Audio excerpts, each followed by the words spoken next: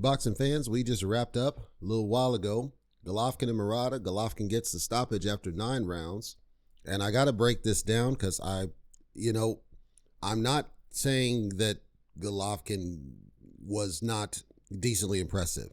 But the version of the Golovkin I saw in this fight, he is a pale shadow of what he used to be. And this was really about Murata. And frankly, I was not too sold on the stoppage. It was a towel thrown from the corner. Murata was getting wrecked, so we're not saying that Murata was not getting wrecked. He was getting wrecked, but I just felt like it seemed like his corner kind of gave up on him a little bit. In sequence, I'll get to that in a second. Let's talk the story of the fight. To me, what I saw was that Golovkin came in strong, but he's clearly showing his age. It's obvious. He's nowhere near first of all, he's nowhere near as aggressive as he used to be. He's now fighting very methodical. He's a lot more, he's thinking more. And people are like, he always thought while coming forward like a stalker, like a predator. Go back and watch the older fights. I think something in the Canelo fight, perhaps, or it might have even been Derevyanchenko. One of these fights has gotten him to adjust his style ever slightly. I'm not saying it's a bad thing. But what I saw is that Murata was very effective, arguably the first 6 rounds, let's say. And it wasn't like Murata was dominant per se, but he was effective. He was doing a really good job, very similar to what Danny Jacobs was doing. But it seemed like Murata switched or abandoned a strategy. So what I noticed is anytime Murata went to the body, G wasn't having it. Something was off because G wasn't having it to the body. Later, so like rounds, I'll say 5 and 6-ish, all the way through, it seemed like Murata switched to head hunting. And I don't know if that was like something part of the game plan. They said, go to the body, break him down, and when you see him slow down, go to the head and take him out. As I said earlier in the preview, it's like Golovkin is a very solid, durable fighter. He just has a rock-solid chin. We know this.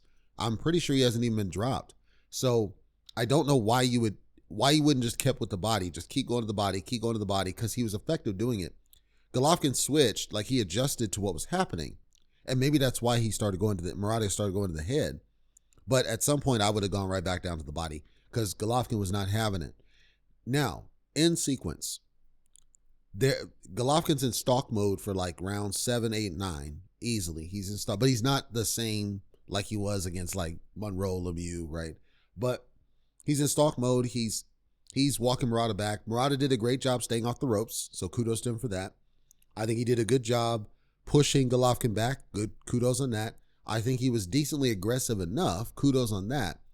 It seemed like the switch of the game plan from body to head is what really was the death knell for him. Again, whether that was something he planned to do or he was told to do it or he decided to do it, I'm not sure. If it's something he saw in the ring. Because when you're in the ring, it's a different game. You can have all the plans in the gym you want, but when you get in there, it's a different thing. I don't know why they switched strategy. It seemed like that was the death knell, though. End sequence, Golovkin's in full stalk mode now, lands a right over top. And the one thing on this, Murata was very effective with his right hands. He was landing them, not at will, but he was landing them pretty consistently. Gennadiy started switching up, and he started landing right hands. He lands a right hand over the top.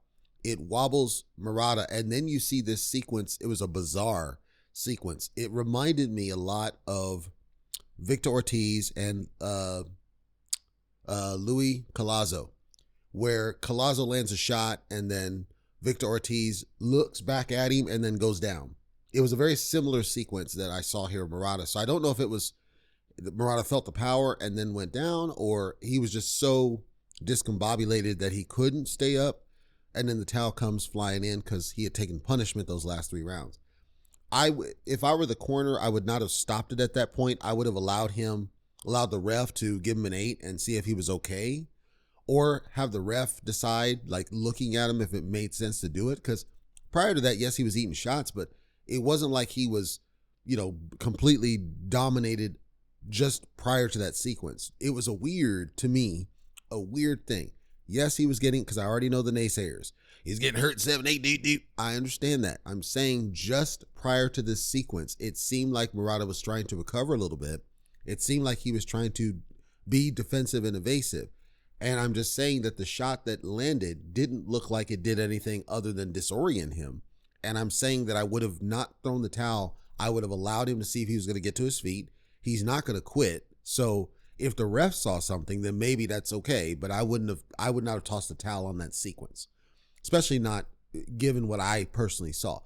Ultimately, Golovkin got it done in 9 rounds. I didn't expect that he would get a knockout. I did suspect that it's possible, Golovkin could show up. And he did show up, and he made a statement, unifying the titles. So kudos to him on that one. And again, he looked strong, but he's certainly showing his age. And I think I maintain what I said earlier in the preview. Aggression it seems like it's not something he handles anymore for whatever reason. He'll adjust. He makes adjustments, but if you have a strong fighter who is aggressive against him, who's going to beat the body, I don't see that he's going to get out of that fight with a W. I think he'll have a good showing because he's not going to quit, but he's not fought somebody that's like overly aggressive that's going to beat the body. We expected Danny Jacobs to try to do it. He didn't do it. Derevyanchenko did, or at least tried to. He was pretty good. I remember the sequence where Derevyanchenko landed that body shot on Golovkin. Golovkin was clearly affected, and then Harvey Dock held him up from going down. I maintain what I said. It's going to take somebody, and when we look at the matchups, we assume Gennadi's going to keep fighting after Canelo. We hope not, but we assume he is. He's earned the fight against Canelo. Canelo is not an aggressor, but he did walk Gennadiy down Mexican style in the second fight, so maybe he does it this third. I don't think he's going to. If Gennadiy keeps fighting, anybody who is a strong aggressor, I'm saying an aggressor that's not afraid of him and beats the body like nobody's business, beats Gennadiy Golovkin. That's my stance on it. We'll have to see if Canelo is so pissed off at Gennadiy's comments leading up to all this nonsense, these pills, I don't know, these drugs, they allow these guys to take this, I know my stuff. If Canelo goes in there pissed off about all that smoke Gennadiy was talking, we could see another Mexican style walk down. And if you talk body work, Canelo can do it at the body. He just likes to do it upstairs. That didn't sound appropriate, but you know what I'm saying. I think if Canelo goes to the body, he can get Golovkin to take a knee. Easy, minimum. And if you get him down one time, he's not going to win that fight, I don't believe. Anyhow, kudos for this win for Gennadiy Golovkin against Ryota Murata. Most people didn't rate Murata. Hopefully they understand that, Murata's better than he seems. It's just, you got to, for whatever reason, that switching strategy, I think, was his death knell.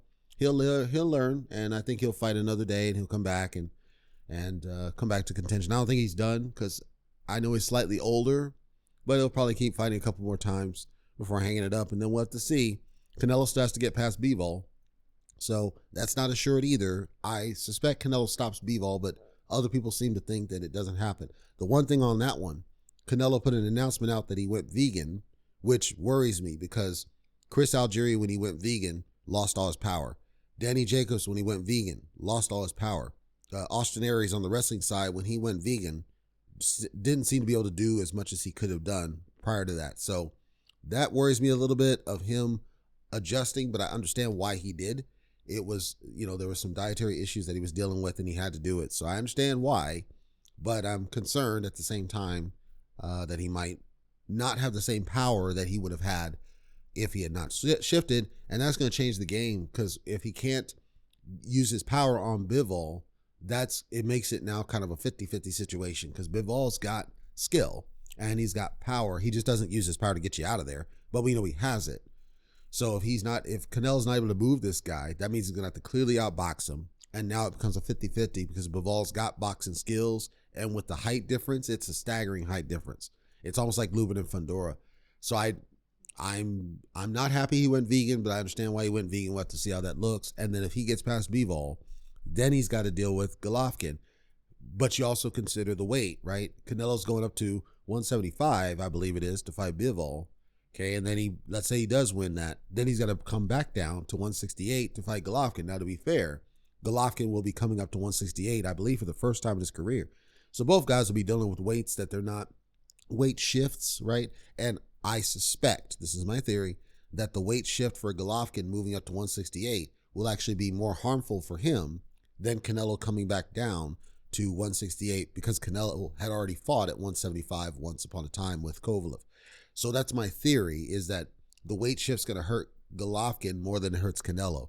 And the reason I back that is because if you think of guys like Leonard, Sugar Ray Leonard, you think of Chris Eubank Sr., Hagler to some lesser degree, sometimes they go up in weight and the power's not there. And if power's not there, it's harder for you to do anything else. Your chin certainly isn't as robust as it used to be. With Golovkin, we know his chin's solid and we don't think it's going to change, but seeing him get affected to the body tells us that if he goes up, okay, you're dealing with now a body puncher coming down from 175, and that could make a very compelling story for the fight because Canelo is a very good body puncher. So, Golovkin takes out Murata in 9 rounds. On to Canelo Alvarez if Canelo can take care of Bivol.